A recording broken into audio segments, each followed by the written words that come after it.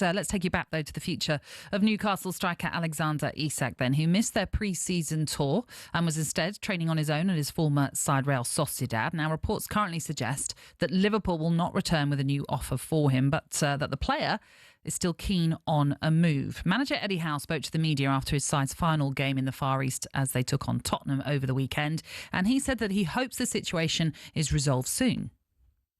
Well, obviously, I think from my situation, I am very much removed from everything that's happening back home. So I was made aware that there was a bid yesterday. That bid was turned down all before I even heard about it. So I think there's people back in England dealing with the situation. I really don't know what's going to happen next. But from our perspective, we still support Alex in every way. And my wish is still that we see him in a Newcastle shirt again. So that's what Eddie Howe wants. That's what you'd expect him to want as well. If he's returned to training then today, he's been pictured driving into the training ground to Gabby. Do you think there is a way back for him now then? There's always a way back, because if he doesn't get sold and Liverpool don't meet what Newcastle want, then you can't have Isak not involved for 6 months. So the transfer window opens in January. So he'll definitely be back involved. And you know what happens, Natalie? You score a couple of goals, fans forgive so quickly. They do, but he can't be then kissing the badge and all that. No, I don't. You know what? The fans will forgive, but won't forget, if that makes sense. Yes. So they'll forgive and they'll still cheer when he scores, but in their mind they'll be like, "This guy wants out. He'll probably go in January if he can. He's not going to be here in the long term. He's not signing a new contract." And that's the thing, isn't it? It's the expectation that you might be still here now, but we know you're not going to be here. 100%. We know you don't want to be at this football club, so you've got your eyes on a move. But I just look at it and, players, I think football's changed a lot.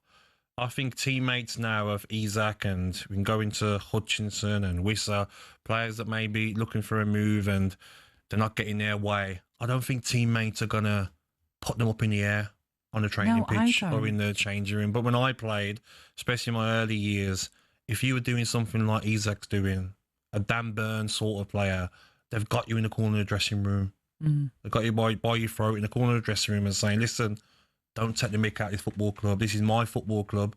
You're taking the pee here. Don't do this. Listen, if you want to move, there's a way of doing it.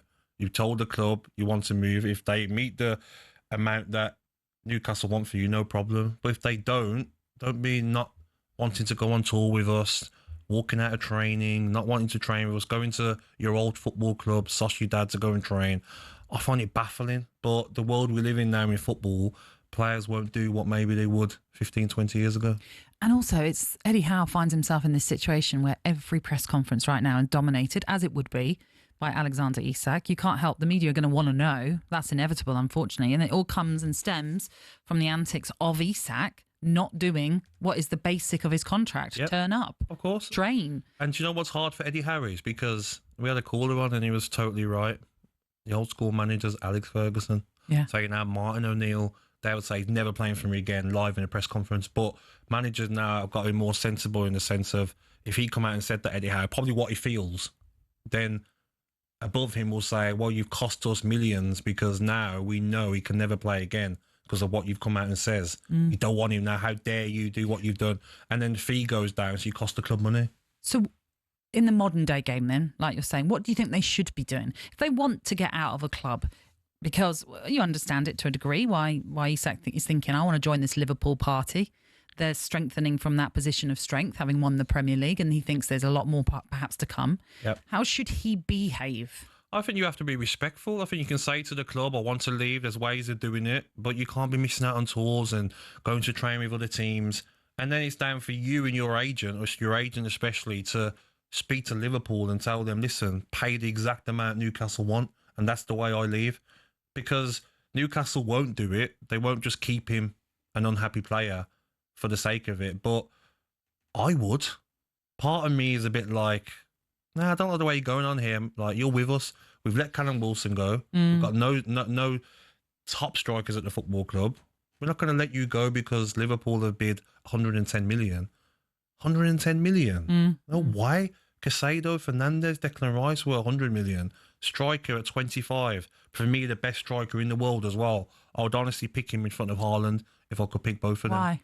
Because I think he offers more. I think if you put him in that Man City team, he'd score record amount of goals. Really? Pace, finishing.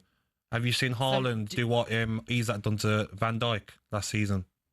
But so does that mean for you that if he does move to Liverpool, that we are going to see records broken by him potentially? Oh yeah, it's going to be a problem. Like if he signs for Liverpool, 5-6 year deal, all the best trying to win that Premier League, because Liverpool will be unstoppable like they already are. But I just think when I look at Isak, I've not seen Van Dijk frightened of playing against someone like he has against Isak. I mean, when Haaland's tried to run him, he just got there easily, no problem. He hasn't struggled against Haaland. Neither has Saliba or Gabriel really against Haaland in recent years. Yeah. So I just think Isak has just got everything. The closest that I've seen in the Premier League to Thierry Henry. Nowhere near Thierry Henry's levels, of course, but coming off that left-hand side, he can play off the left wing. He's got that finish. He's got the tricks as well in the right areas, good in the air. I think he's worth a lot more than 110 million. Especially is it 2 or 3 years left on his contract? 3 years, I think it is. Yeah. If I'm Newcastle, I'm saying Liverpool, please don't contact us. Because if they've got to pay 70 for Sesko, the 40 million difference doesn't seem right to me. For a striker we know can do it in the Premier League as Exactly. well. It's not a risk in that sense. Yeah. And the funny thing is it has this knock-on effect. So Newcastle obviously in this situation right now is they don't know what's going to happen with Isak. Likewise, Brentford don't know what's going to happen with Johan Wissa. Yes. Likewise, it's not quite the same, but Brentford have been, linked with Amari Hutchinson from Ipswich. And at this present moment, wasn't involved in their friendly at the weekend because because of all the speculation. It just continues to have this knock-on domino effect. You know more than me, Brentford, but if you're Wissa, you're like, you know what? Mbeumo only scored one more Premier League goal than me. He's gone for 60 million to Manchester United. Like, you know what? I've got a chance to go to Newcastle and play Champions League football. I want to go.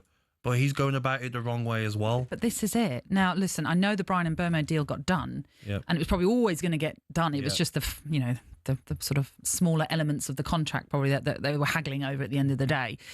But Brian still turned up for training. Likewise, you go back to Ivan Toney when he was at Brentford and all the speculation about where he was going to go. He still turned up for Brentford training. And then even on the day that it was announced that he was moving to Saudi Arabia, he was sat in the dugout or behind the dugout, which made the goodbye, sad, but also you kind of respected them. You thought you've done it the right way. I think as well, Natalie, if you owned a football club or I owned a football club, I'm not getting dictated by a player thinking they're going to be like a spoiled little brat. Yeah. A kid who can't have some sweets when you walk past a sweet shop. It's just respect. Which was me as a kid, by the way. I used to go on the floor and have a tantrum. My mum said, and Dad said, but I used to do that in Woolworths. Yes, same here.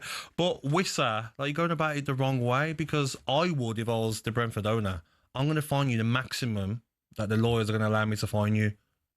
Douglas Luiz done it at Juventus, didn't come back when he was meant to come back this pre-season. Yeah. They've disciplined him. I would hit players in the pocket, I really would, because makes sense to me. You're contracted by Brentford, okay? Without Brentford, where would Wissa be? So don't disrespect the club that's give you everything. And the new manager, Keith Andrews, thinking, I've lost Norgard, I've lost Mbeumo, Wissa's, how's he feeling? I bet he's been feeling frustrated and a bit nervous towards the start of the new season. So yeah.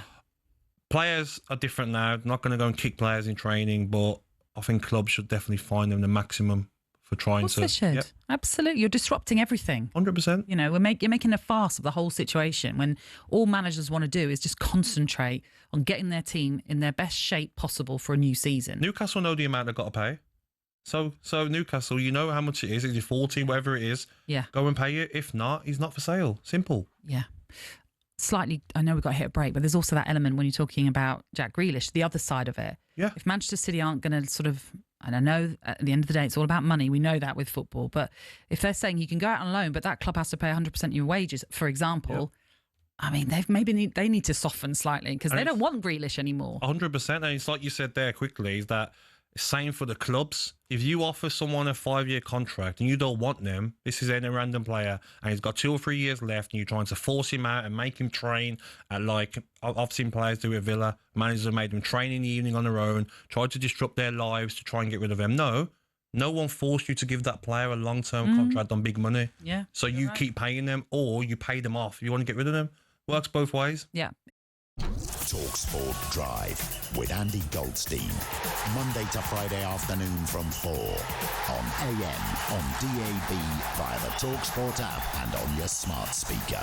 TalkSport.